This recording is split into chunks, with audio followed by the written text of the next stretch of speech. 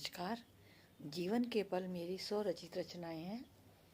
किसी आप बीती पर मैं ये रचना लिखी है मैंने। अक्सर देखा है समाज में इस तरह से, हंसना चाहती थी मैं भी बहुत, हंसना चाहती थी मैं भी बहुत।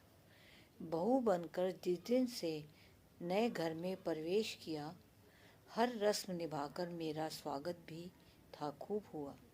घर परिवार का स्नेह मेरे हिस्से में था आया, घर परिवार का स्नेह मेरे हिस्से में था आया, पर मेरे दिल में हंसने की चाहत को क्यों कोई नहीं जान पाया।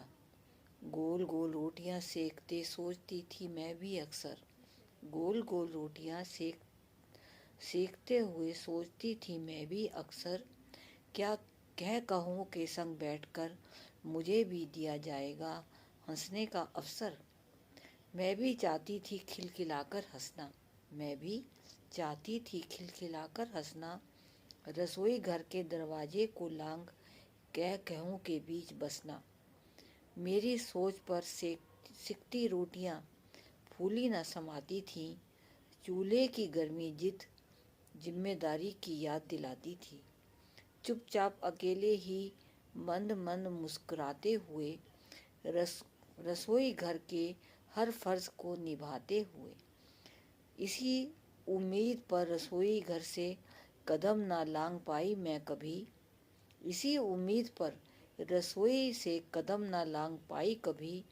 शायद आवाज़ दे इन कह कहूँ के बीच शामिल कर लेंगे अभी, पर उस आवाज़ को कभी सुन ना सकी, पर उस आवाज़ को कभी सुन ना सकी। उस वक्त मैंने भी जब हंसना चाहा था कभी, उस वक्त मैंने भी जब हंसना चाहा था कभी, कहाँ कोई जान पाया था मेरे हंसने की उस चाहत को, कहाँ कोई जान पाया था मेरे हंसने की उस चाहत को। जीवन के पल गुजरते गए खुद को दिलासा देकर, जीवन के पल गुजरते गए खुद को दिलासा देकर। स्नेह की परिभाषा को समझ ना पाई हूँ मैं अब तक, उस स्नेह प्रेम की परिभाषा को समझ ना पाई हूँ मैं भी अब तक। अकेलेपन के उस एहसास को जाना था सबके साथ सबके बीच में रहकर। जीवन के पल मेरे YouTube चैनल को सब्सक्राइब करें। इसी तरह से मैं और सब अपनी स्वर रचित रचनाएं इसमें लाऊंगी। मेरा YouTube चैनल सब्सक्राइब करें। बीनू शर्मा।